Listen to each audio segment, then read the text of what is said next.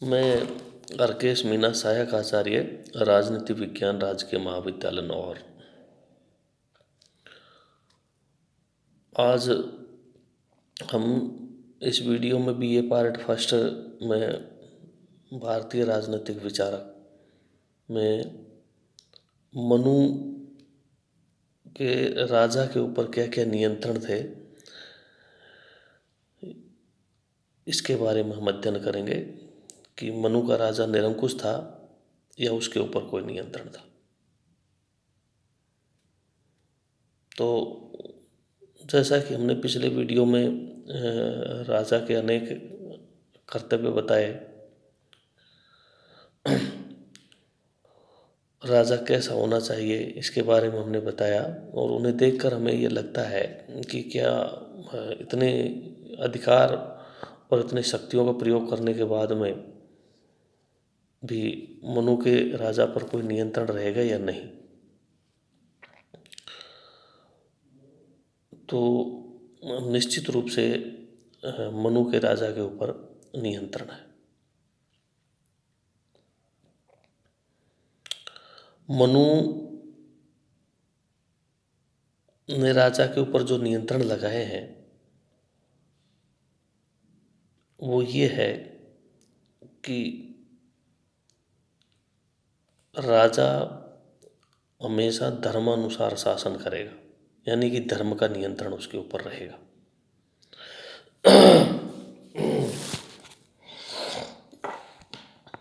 राजधर्म के सभी कर्तव्यों का निर्वहन वो धर्मानुसार ही करेगा।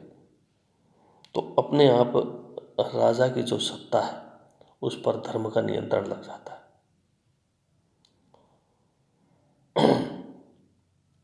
दूसरा, उनका जो मंत्रिमंडल है, उनके जो अधिकारीगण हैं, उनसे भी उनको सलाह मशवरा करना आवश्यक है। इसलिए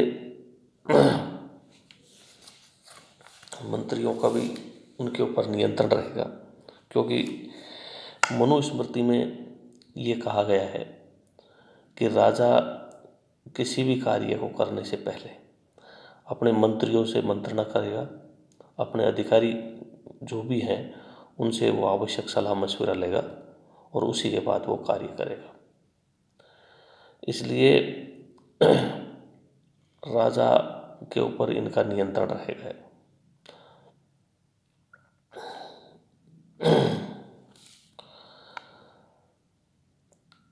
इसके साथ ही मनु ने जो है शासन की जो व्यवस्था है उसका केंद्रीकरण नहीं करके विकेंद्रीकरण किया है, और मनु राज्य को, समूचे राज्य को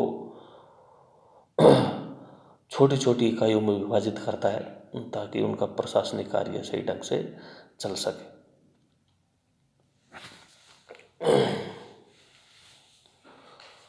और स्थानीय जो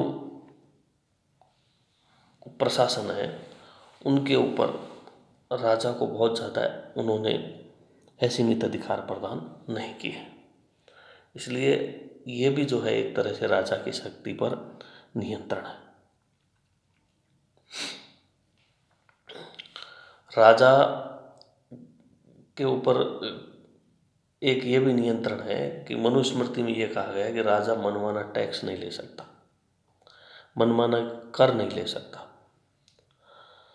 और उसको ये कहा गया है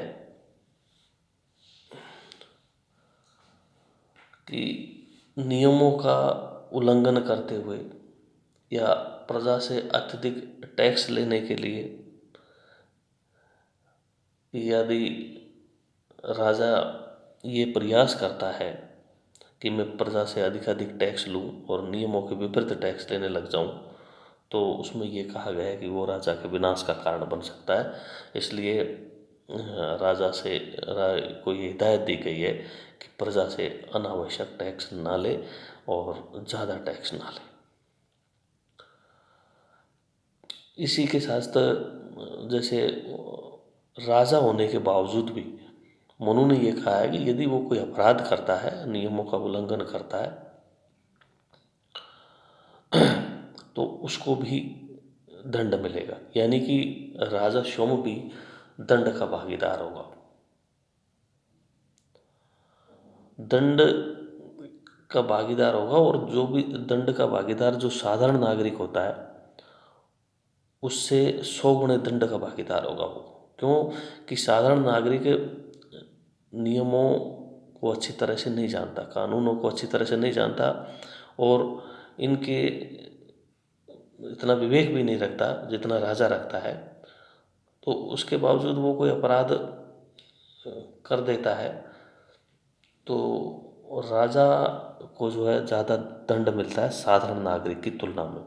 क्योंकि राजा सब कुछ नियम कायदे कानून जानते हुए भी यदि कोई अपराध करता है, विद्वान होते हुए भी कोई अपराध करता है, तो वो जो है साधारण नागरिक की तुलना में 100 गुणे दंड का भागीदार है। इसलिए राजा के लिए भी मनुस्मृति में जो है दंड विधान किया गया है, राजा के लिए दंड का प्रावधान किया गया है। मनुस्मृति में ये बताया गया है कि राजा कैसा होगा और राजा के गुण क्या होंगे। तो जैसे अपने पिछले वीडियो में पढ़ा है कि राजा जितेंद्रिय होगा, न्यायी होगा, विनीत होगा, विद्वान होगा, लोकप्रिय होगा।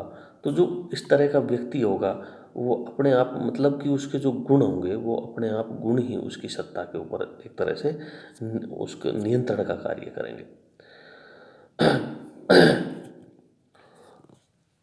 अपने आप में राजा के लिए जो है एक कठोर दिनचर्या की भी व्यवस्था की गई है, और उस कठोर दिनचर्या के माध्यम से राजा की सत्ता पर यह नियंत्रण लगेगा कि वो अनावश्यक कोई कार्य कर ही नहीं सकता। अपने राज कार्य के अलावा है ना, अनावश्यक कार्यों के लिए उसको कोई भी समय नहीं मिलेगा। इसलिए हम ये कह सकते हैं कि मनुस्मृति में जो मनु ने एक राजा के बारे में बताया है, वो राजा निरंकुश नहीं है, उस राजा की शक्तियों पर भी नियंत्रण है। धन्यवाद।